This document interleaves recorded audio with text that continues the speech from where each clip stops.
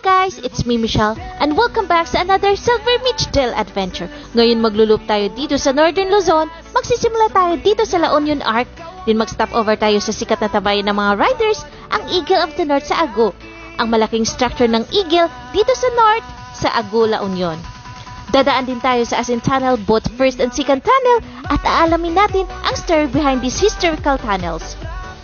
After that, aakyat tayo pa Baguio City, din bababa via Scenic Cannon Road, at matatapos ang ating loop ride sa Benguet Welcome Arc. Tara, samahan niyo kami sa pagdaan sa ibang rota papuntang Baguio City, ang tinatawag nilang Black Wall. Isang kakaibang daan na magdadala sa atin sa pag-akyat sa Baguio City, puno ng tanawin at adventure. Tara, samahan niyo kami sa biyahe na to. Or dito kami sa dadaan sa Black Wall ng papunta ng Baguio, tinatawag nilang Black Wall. So ang daan namin dito sa Asin Road. So madadaan Eagle of the North, tapos yung Asin Tunnel. Yan, tapos pa Baguio kami, pauwi na. So yan, kung curious kami dun sa Eagle of the North, saka yung nandito na rin kami, kaya namin kasi isang oras lang sa may Eagle of the North.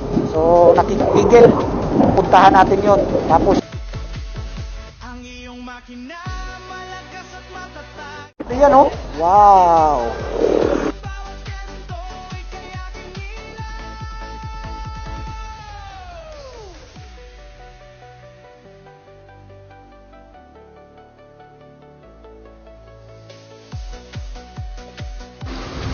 Ito ang Eagle of the North sa Agu, La Union. Gawa ni Anselmo Dayag, simbolo ng lakas, katatagan at kalayaan. Bukod sa pagiging sikat na stopover ng mga riders at turista, nakakaakit din ito ng mga bisita dahil sa laki at detalyadong pagkagawa nito.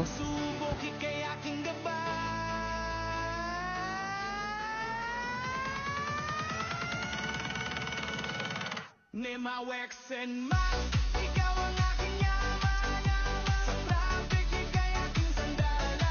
Silver Mitchdale, ang aking imax, sa bawat kanto ika'y aking ilaw.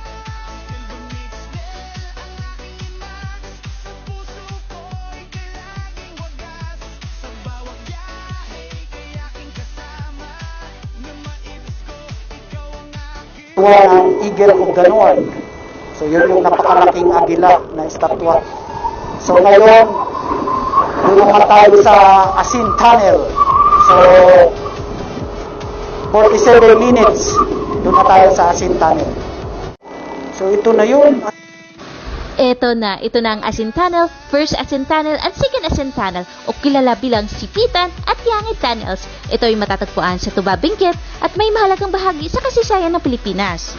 Itinayo noong 1914, may dalawang tunnel na inukit mula sa bundok. Ang isa ay may habang 158 meters, Sipitan Tunnel, at ang isa ay 95 meters, si Yangit Tunnel. Parehong may taas na 7 meters at ang lapad na 7.5 meter.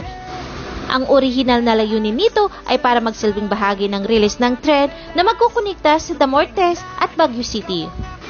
Ang proyekto ay iniwan noong 1915 dahil sa kakulangan ng budget at dahil sa pagsiklab ng World War I.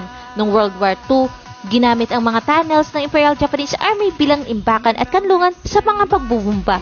Pagkatapos ng World War II, nasira ang tunnel dahil sa mga treasure hunters na naghahanap ng sinasabing kayamanan. Inalis pa nila ang konkretong lining ng tunnels, kaya ito ang dahilan kung bakit ganito ang itsura nito ngayon. Bagamat hindi natuloy ang release, ang Asin Road na kinabibilangan ng mga tunnels na ito ay nagsisilbing alternatibong ruta papunta at mula sa Baguio City, lalo na mula sa La Union. Kilala ito bilang isa sa mga scenic routes, bagamat may mga bahagi itong mapanghamon dahil sa mga matatarik na kurbada. Opisyal na binuksan sa publiko ang Asin Road noong December 17, 2018 bilang isa sa mas pinagandang alternatibong ruta.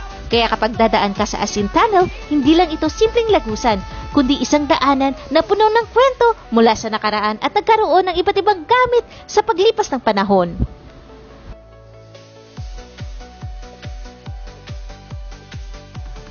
Ang tunnel, mga ka-Silver Mitch. Ayan, so ngayon, pa-Baguio na tayo. Ayan, pero ganito pa rin yung daan-daan dito, punta ng Baguio.